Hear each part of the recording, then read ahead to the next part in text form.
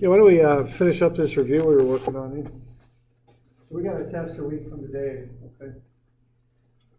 That'll be in here from 3. I'll give you a little bit more than an hour on it, so 3:50 or 4:15, something like that. All right. All right, so did we get this thing worked out okay? I mean, we want to generate that Freebody diagram there. So what we've got is, we've got the collar. We're pulling on it with a cable at 58 degrees. So that will cause a normal force, because if the shaft there will have to push back on the collar, because we're pulling the collar to the right, so the shaft pushes back to the left. That's going to cause some friction, which will be mu times whatever that normal is. And then we'll look at the weight versus the upward force. And equate that to the, and then also the friction, and equate that to the acceleration. So, we doing all right with that, getting that worked out? Mm-hmm. Any questions on that? All right. Yeah, I think I do.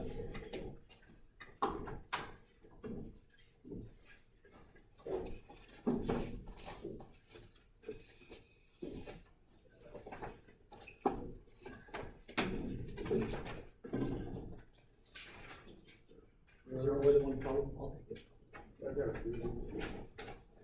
Yeah. Right. So we good with that?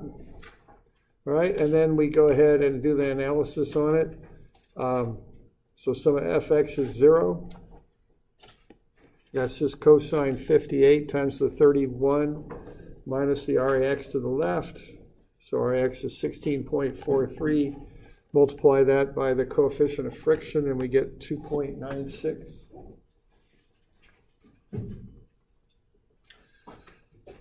All right, and then as I've said a few times here, when I'm doing this, I put the static stuff over here, and I put the dynamic stuff on the other side. The static stuff is the weight and the forces. The dynamic stuff is M and A. Okay, so that's how I set that up.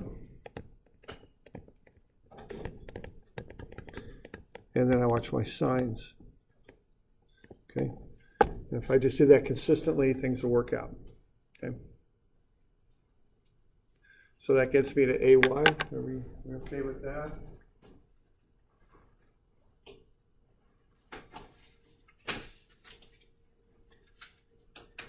Any questions on that?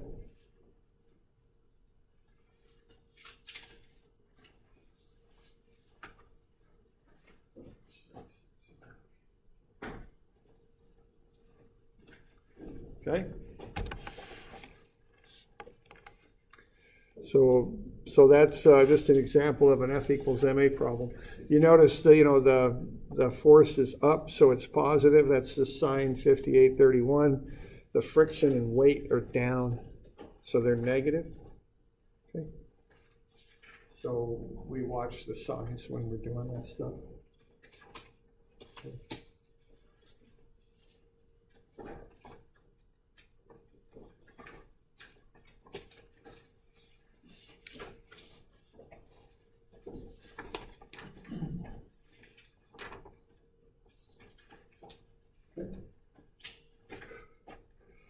All right, so that's one of them there, just an example of F equals MA. Okay, and as I was saying, some of this stuff, I don't hang up on understanding it. I learn a way to do it, and I do it that way, and it'll come out, okay? And that's reasonable advice as you get into more and more complicated stuff. Sometimes the method teaches you the concept. It seems a little backwards, but that's kind of how it works sometimes.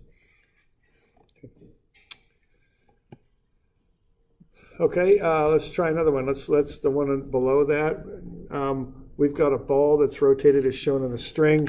So the ball rotates in the horizontal plane is what's happening here.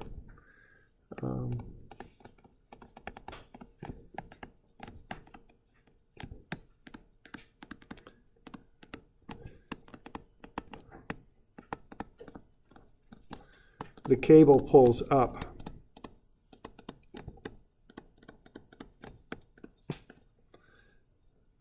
At the angle shown. Okay, so that's what's going on with that.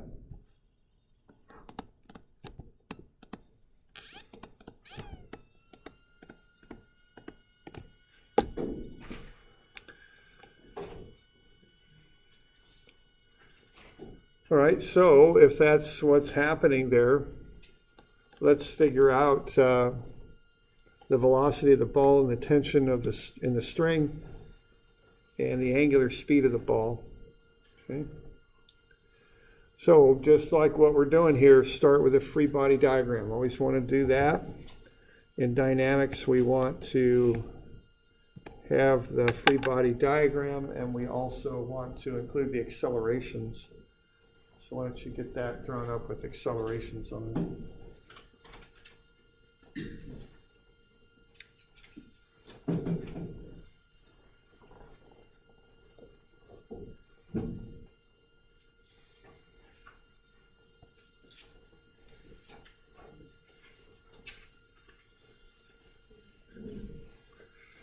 Yeah.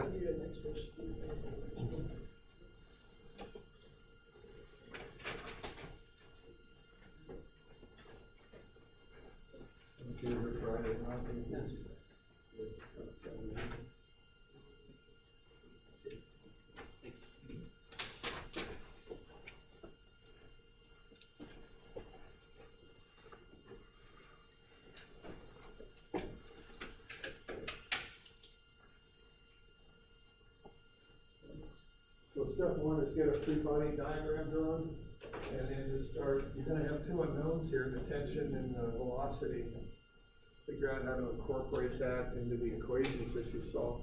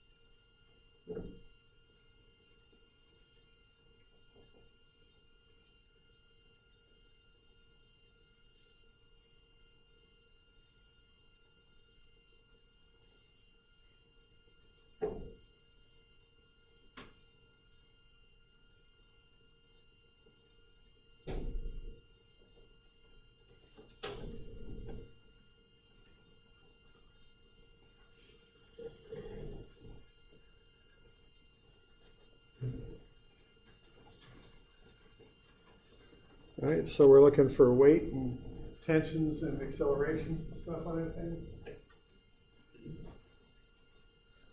All right, with that. Diagram with some description here.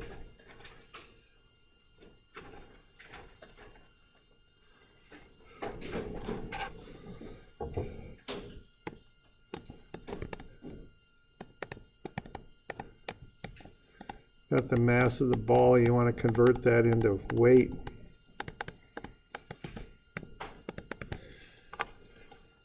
Is that 5.94 or something? Is that? What's that? 89? Okay, yeah. 5.89.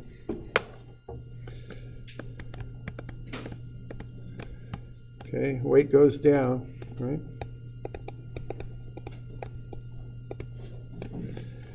Okay, the string's at tension, that's going up. Now you're given the 32 degrees. You know, if you could do it anyway, but you know, a lot of times I'll just put it down here because it's convenient. I'll make that 58, okay? 90 minus 32 gets me 58.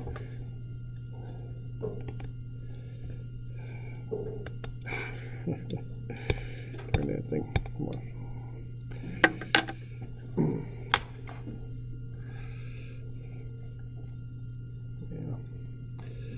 There we go.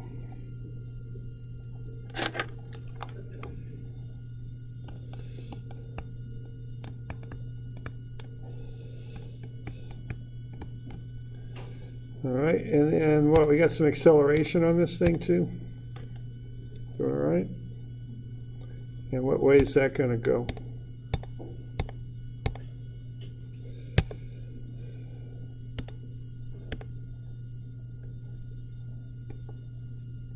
Okay, anytime something goes in a circle, it accelerates inwards, right? So that's the normal acceleration. Okay, we all right with that? Okay.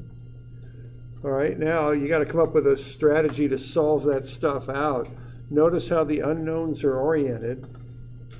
I think what you're going to want to do is come up with an axis system to use so you can take the unknowns one at a time. So you don't have to write an equation with with two unknowns in it. You want one equation, one unknown would be how I'd approach that. So think about where to start with that. Kind of think about how it's accelerating. That might help you to figure that out. But we got any questions on that free body diagram?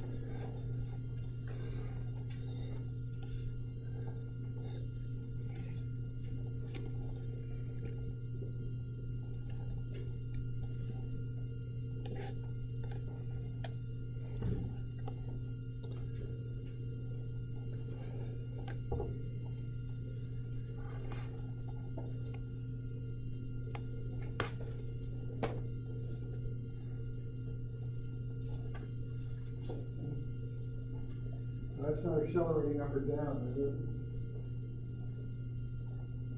So I give you a hint on where to start with that.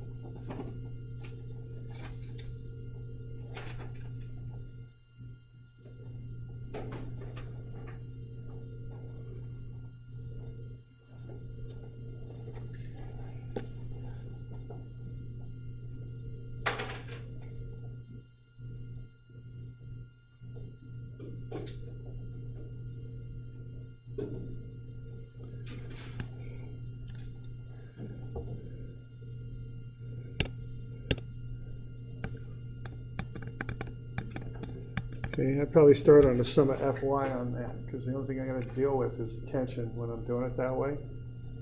And what's sum of Fy gonna equal on that one? Oh, yeah, you could do just for starters, it's 0, right? 'Cause it's not accelerating up or down, but yeah, all that other stuff goes in there, of course. But there's no acceleration in that direction, okay?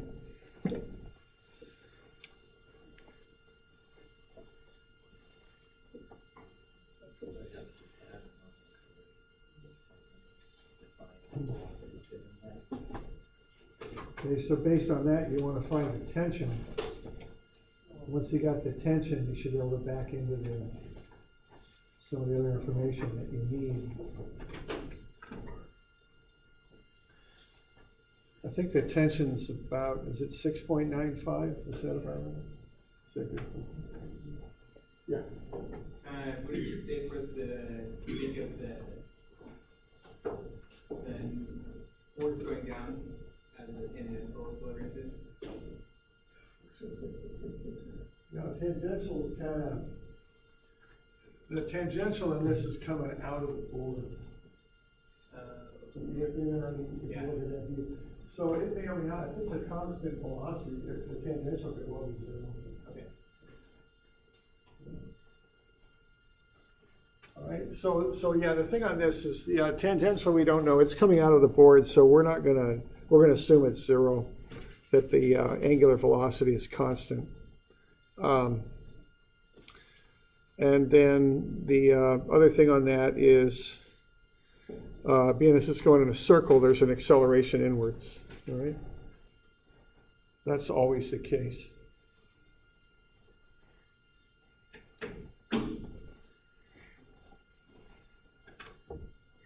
So the tension comes out to be 6.95.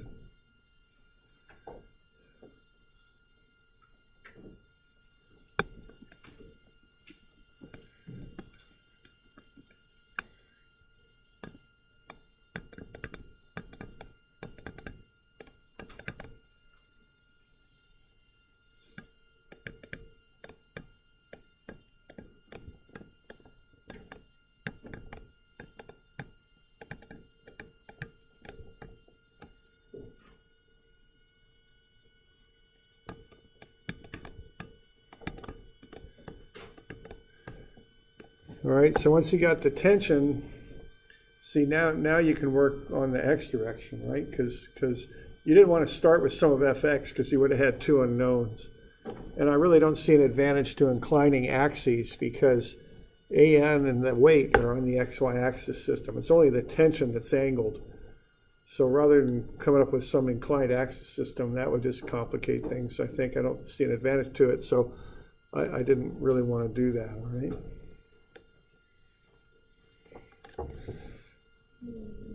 So the next thing is probably sum of fx.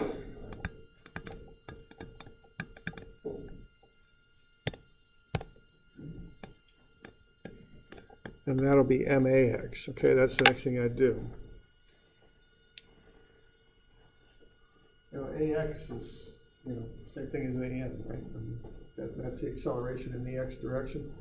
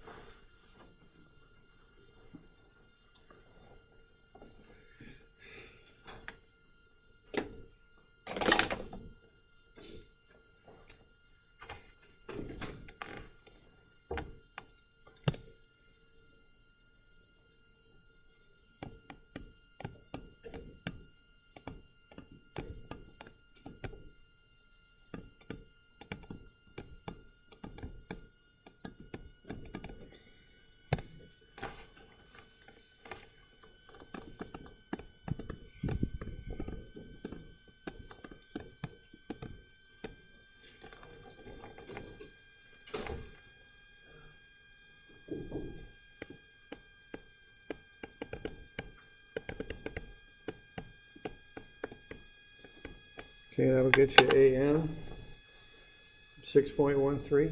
Okay. And once you got that, you can back into velocity and all that stuff, okay? So that's how I'd approach that.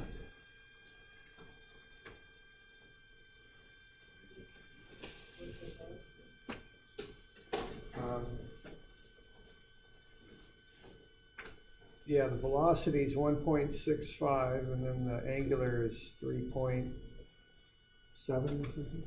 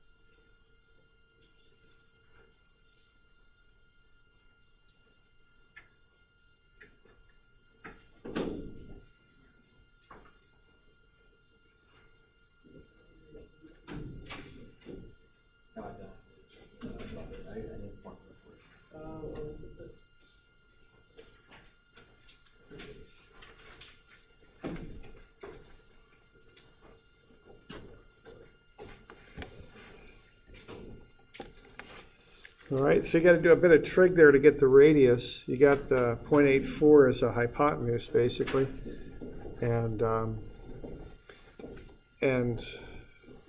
the you got the angle, so you can figure out the radius. It's sine 32, or you could say cosine 58, either one, times 0.84, so that's 0.445. Okay, so a sub n is v squared over r. You can solve for v. 1.65 meters per second, and from there you can back into the angular speed. Okay. So that kind of works through a few things that we've looked at here.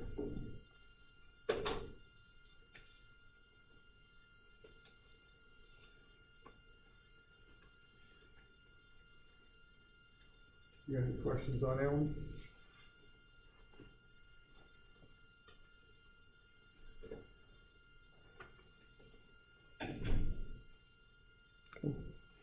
All right, so just a little bit of overview of this F equals MA stuff. The first one was just focused on just getting a good free body diagram and doing the F equals MA equation, getting it set up properly with the proper signs on everything to get it to work out. This one is the same way. It also has that idea of normal acceleration always occurring into the center of the circle. And then you can relate normal acceleration to velocity and velocity to angular speed and all that stuff on this one. Okay. All right.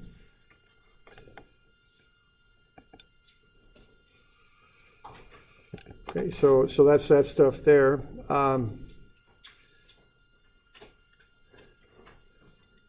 Now there's a review I've handed out here. There's a copy online too under the exam reviews. So this is coming up on Monday. Of course, I had a little error. I sent out a message in Moodle and I put the wrong date on there. It's not today, obviously. It's next week on Monday, the 29th. Here's the stuff that could be on that test. The first are the constant acceleration equations. Before you use these, just be sure that acceleration is constant. All right. Variable acceleration, that'll work in any condition, okay? You take derivatives to get answers, or you might have to split the differentials and integrate.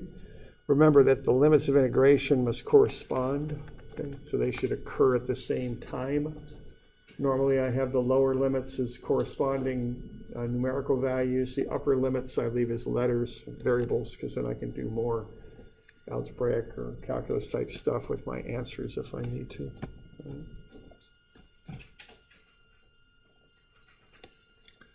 All right, then we looked at curvilinear motion. XY coordinates, they're used when X and Y motions can be described independently. X and Y can be functions of each other or functions of time. So when I use this style of coordinates, there's kind of limited times you use this. It's what I call trajectory, those kind of problems. Or if you have something in space and it's got gravity acting on it, that was that package coming off a ramp problem that you did. And then also we have this idea of position, you know,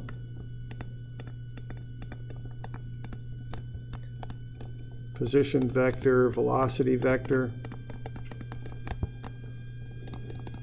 and acceleration vector.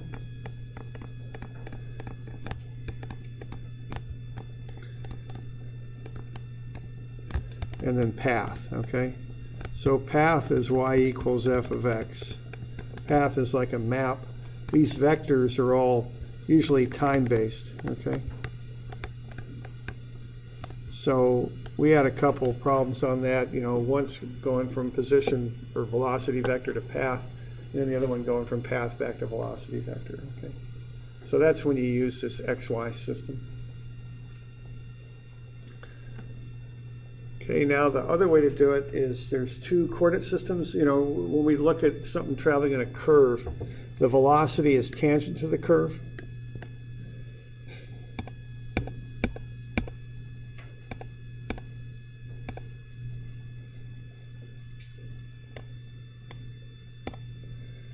All right, and then there's always an acceleration in towards the center of the circle that we call normal acceleration. Okay, and that equals v squared over r. It also can be written out as r theta dot squared. They're the same thing, okay? They're just two ways of writing out the same thing. Now, when you're dealing with this curved motion, there's two coordinate systems you can use. You can use the normal tangential or polar. Now, if you're dealing with circular motion, which one you pick might depend on how the data is presented. Okay. Normal tangential deals with velocities and changing velocities in meters per second or feet per second or something like that. Polar deals more with angular speed, radian per second, angular acceleration, radian per second squared. So which system you use might depend on how the data is presented. Okay? Now, if you got non-circular motion, quite often I'll go with polar because I can just set up that table, right? I mean, I got r dot, dot. Remember that dots are derivatives with respect to time, is what they are. Okay, you need those 5 things, you just pop it in, okay?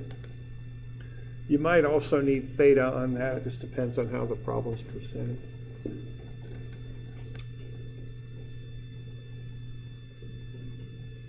Okay.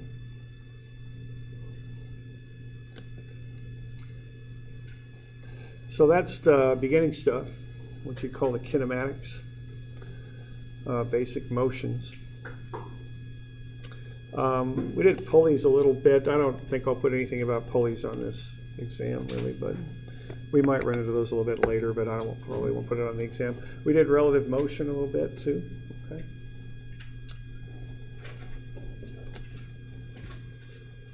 Okay, then we did force and acceleration that we just went over a bit.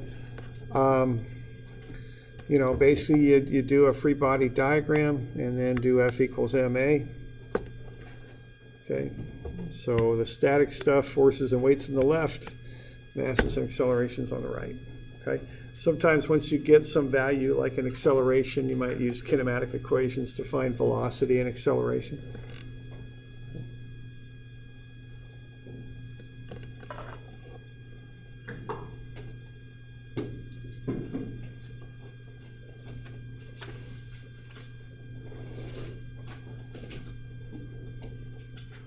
So are we doing all right with that?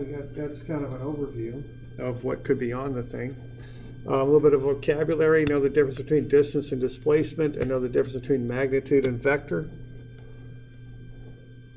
Displacement is a vector. It's a straight line from one point to another. Distance is the total amount traveled to get from one point to the other.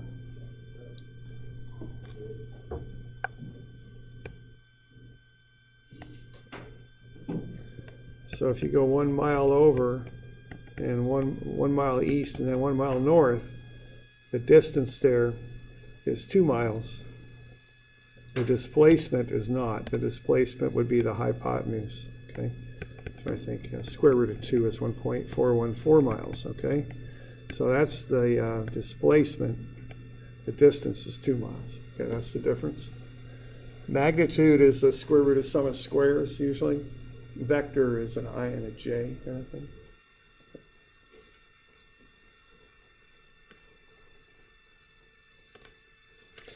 Now, generally speaking, you'll just have, I don't know, some homework kind of looking problems, okay? 3 or 4 or 5 or 6 or 7, somewhere in there. I don't know. 3? Yeah. Well, yeah, the shorter they are, the longer they are, though. It's the unfortunate thing. So the less I got, the longer they are. So, all right. So these are just some old tests off of old problems off of old tests. Now, I want to caution you, I just put these on here just so you get some idea what the thing will look like. Don't just do these, in this case, 5 problems and figure you know how to do the exam, okay? Go over all the homework, go over the in-class examples and all that, okay? These are just to kind of get you something to familiarize yourself with the material and just so you have some idea what it might look like, okay? We can go over these on Friday if you want, but have a look at them if you can on your own. All right, so we're going to shoot a ball horizontally off a building. Find the magnitude of the total velocity when t is 3 seconds. Sketch the path. Okay. All right, then we got a windmill blade rotating as shown. When the time is 0, point A has this given velocity. The velocity of A then increases at a rate of 0.30 t, okay? So that's kind of an important sentence there. You want to be very comfortable with that statement right there. The velocity then increases that. You want to know what that means and be able to convert it into the proper mathematical symbols and work with that. Okay? So that's a very common wording that's used a lot. All right. The sentence above that is important too. At t equals 0, point A has a velocity of 1.2 meters per second. So that's a little bit of a tip off on the limits, right? So be comfortable with that and going through the mathematics on that. That thing is going in a circle, so you're going to look at normal acceleration on that one. Okay.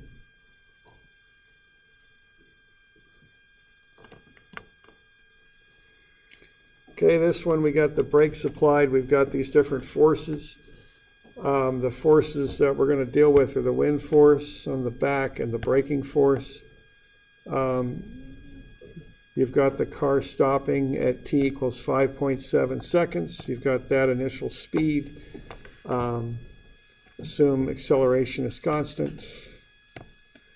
So that means you can do the algebra on that. You're going to have to do a little bit of kinematics on that and then solve for the acceleration and then do F equals ma. Okay, this next one, we got a merry-go-round going at a constant 0.7 radians per second. We got a person on the edge of the merry-go-round walking inwards.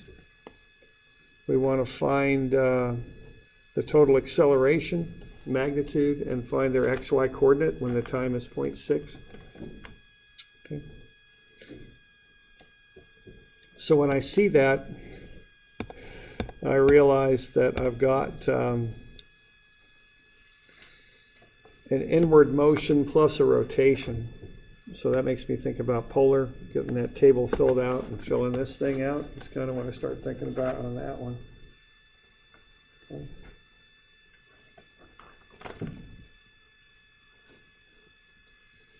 And then the last one, I've got a hollow cone that rotates about that axis. Just for clarity, that's going up, so that probably ought to have an up arrow on it. Okay, and we want to find the force of the cone on the weight. I'll just give you a hint on this. Include friction on this one because there could, very well will be friction on this. So on this, you need to consider the friction.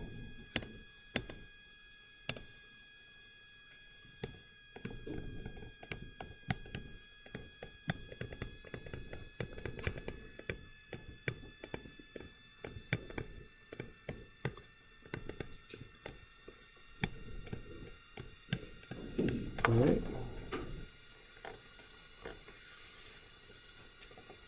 So that's just some examples there. You could have a look at them. We can go over them Friday if you like. Okay.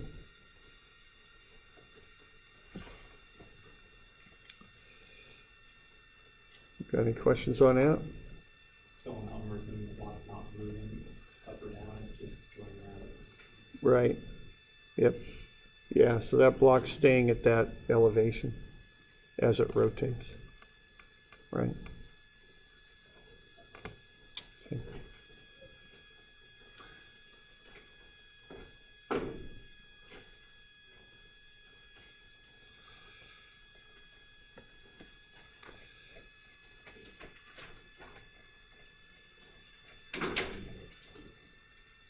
Right, couple of things. I turned back some homework to the people in class. I usually do the paper stuff first because I have to get it back, in time for so people have it. I'll start looking at the online stuff here pretty quick. Just some comments on that. This one here, 1:34, the time.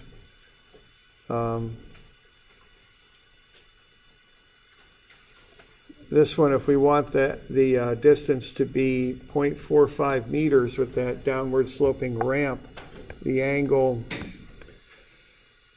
should have been about 10.7 down. That would have been what you were looking for on that. That's part 2.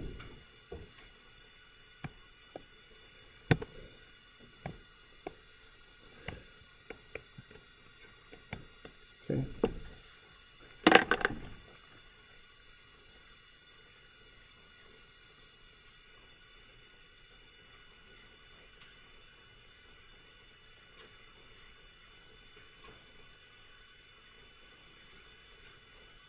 Trying to think.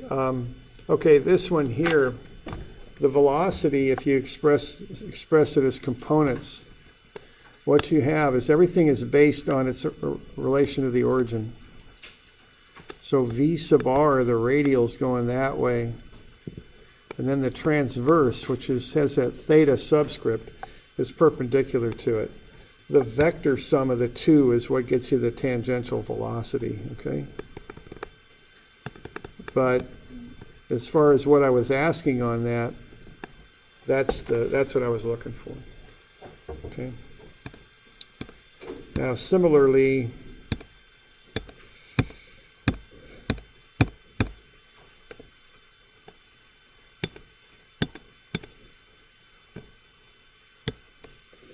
the radial goes in on this because it's kind of a normal acceleration.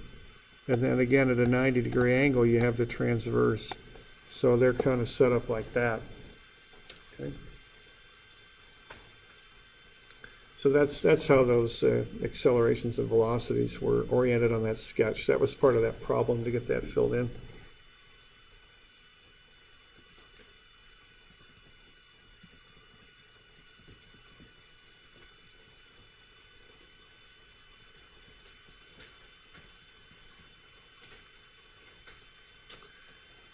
All right. Now this one, I wanted you to do the sketching on 174 also. So what I was asking for there was the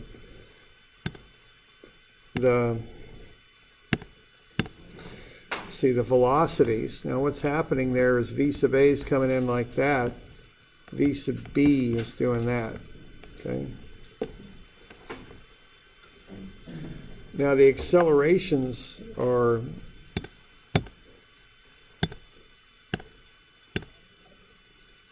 like this. So A sub A is coming down like that. We got A sub B tangential going that way. And then A sub B normal doing that. Okay, so that's what the sketch of that would look like on that relative motion problem.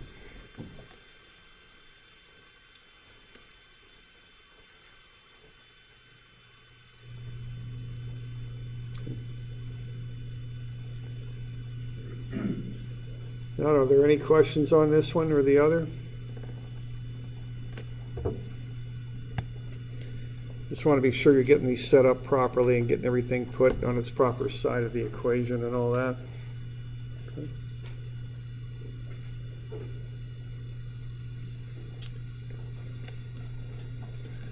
So you're just going to have the component of the weight going down the ramp and then the friction going up, right? So that would be 44.1 newtons minus 4.73 newtons. So there's the static stuff, and then the dynamics would be the mass, which would be the mass of A times its acceleration. Okay. So that's what that would look like.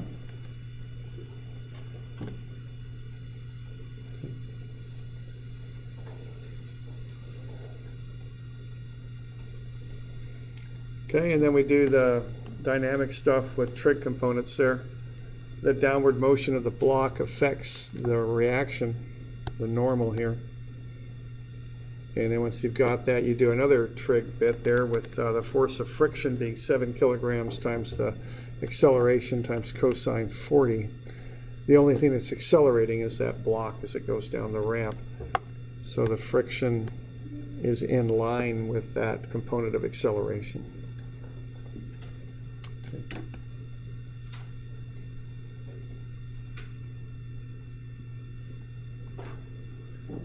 And then this one here, if we had wanted to find the tension, which I kind of mentioned, but I didn't really ask for, you know, I didn't really specify it enough, I guess, so that people did it so much. But what we would want to do would be to use this free body diagram right here. So this one, you could do it two different ways. One way you could treat A and B as one system and analyze them that way. That was one way to approach it. The other way was to break it up into pieces. One for A and one for B.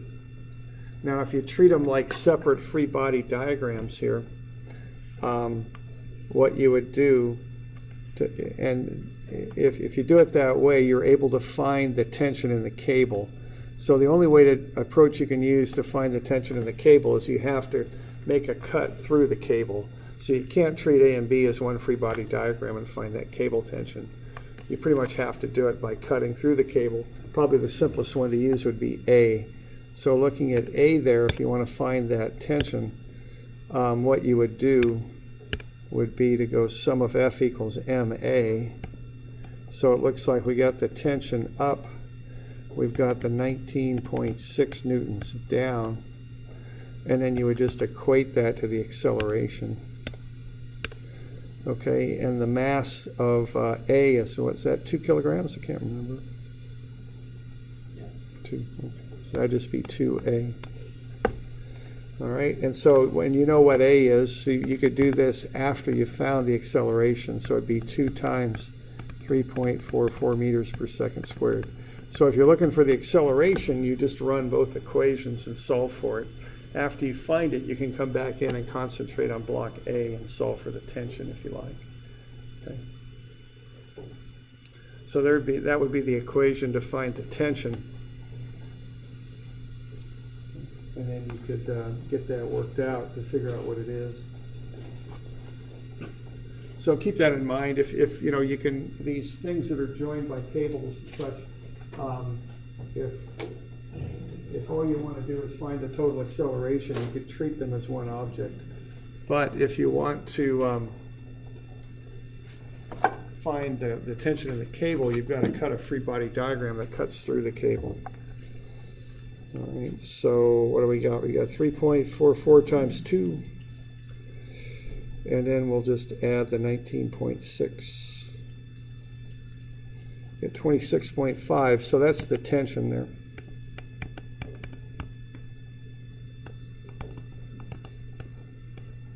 Okay, if that's something you wanted. All right. All right, so that's just a bit of a run through on some of that homework that came back, and that F equals MA review, and then that test review. We'll go over the test review on Friday, okay, if you have questions on it.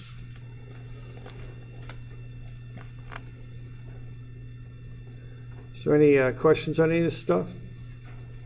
Doing all right?